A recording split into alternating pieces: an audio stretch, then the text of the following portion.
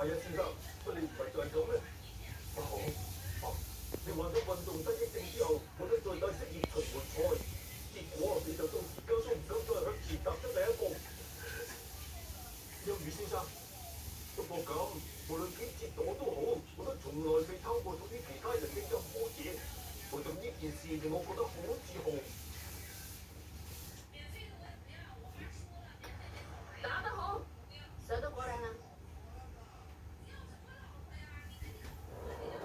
無論我都一定要拎到第一㗎，拎唔到第一嘅我就會俾爸爸。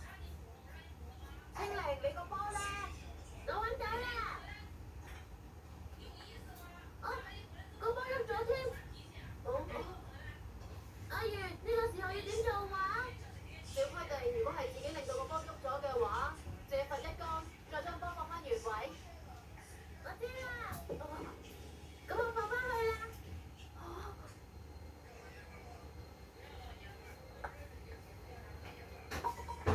捉到小鳥啦！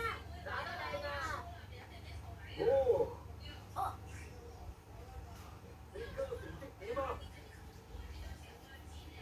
第4個，計埋呢個球道，我而家排第1。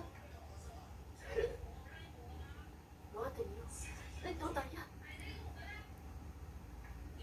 唔打翻啦！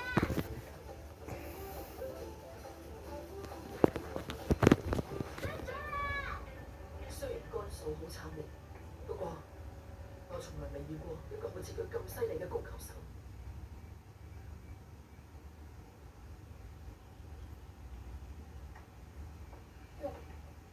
呢場真係又大風又大浪，好暈啊！小明，伍淑蘭先生話佢而家過緊嚟啊！啊？過緊嚟？佢而家喺邊啊？喺鹿兒島啊！佢話有打過你嘅手機，但係打唔通我。